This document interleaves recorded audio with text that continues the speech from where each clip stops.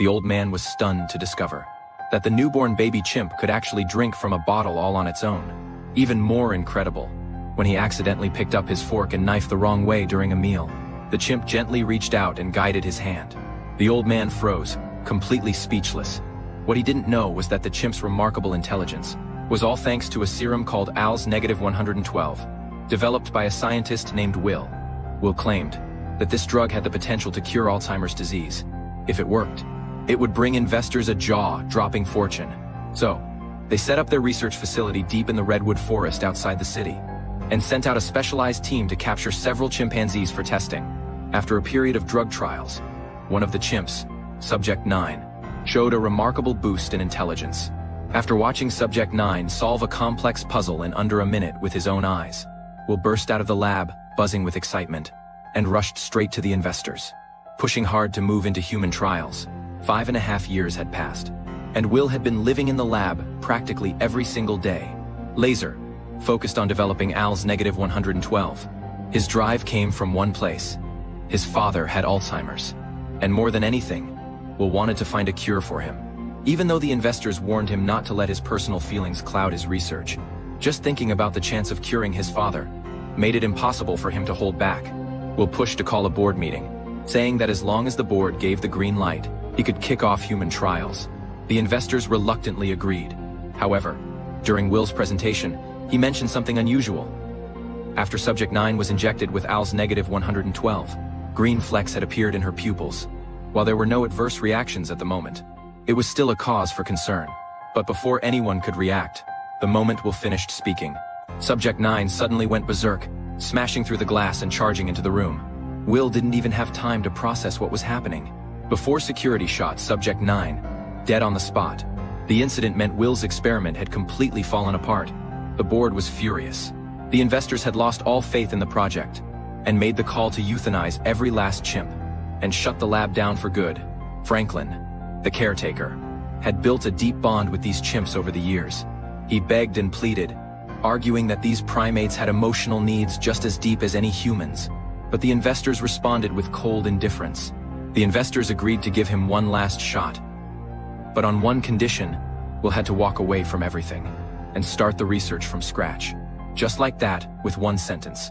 5 years of Will's hard work had gone completely down the drain. With no other choice, Will headed back to the enclosure, originally planning to say a proper goodbye to the chimps.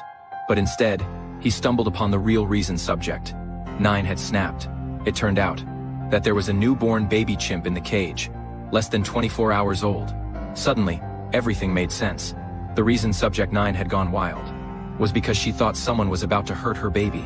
Driven by pure maternal instinct, she had done everything to keep everyone away.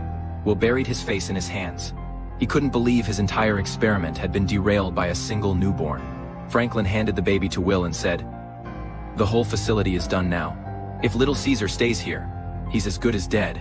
Of course, Will could have chosen to have the baby euthanized, but looking down at the tiny life cradled in his arms, he just couldn't bring himself to do it. He decided to take the baby home.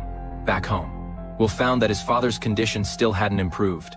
His father was teetering on the edge of a complete mental breakdown, only able to recall things from the past, with no memory of anything happening in the present.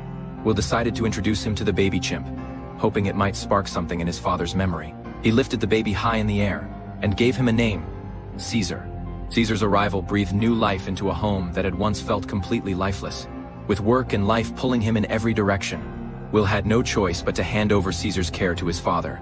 Surprisingly, his father took to it wonderfully. The first time Will watched his father feed Caesar. That Caesar, only a few days old, was already feeding himself from the bottle independently. At that moment, Will noticed that green flecks had also appeared in Caesar's eyes. He suspected Caesar had absorbed ALS-112 while still in the womb. 3 years went by, and Will had gradually confirmed what he'd suspected. Caesar could not only use the bathroom just like a human, but had also picked up basic sign language. Will set up a room for Caesar up in the attic, and Caesar's favorite thing to do was sit by the window, snacking away while watching the world outside. Will also ran a series of cognitive tests, and the results showed that Caesar's intelligence had far surpassed his mother's, and was even sharper than that of human children the same age. Will was over the moon, planning to continue using Caesar in his research, to crack the remaining challenges with the drug.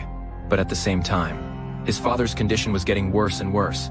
He was constantly getting into arguments with his caretaker, and had even become physically aggressive. The caretaker had finally reached her breaking point, and urged Will to consider putting his father in a care facility. Looking at his father's deteriorating state, a bold idea began to take shape in Will's mind. Shocking court cases, and mind-blowing events? Subscribe to Viral Vision Orbit and turn on notifications so you never miss the next story.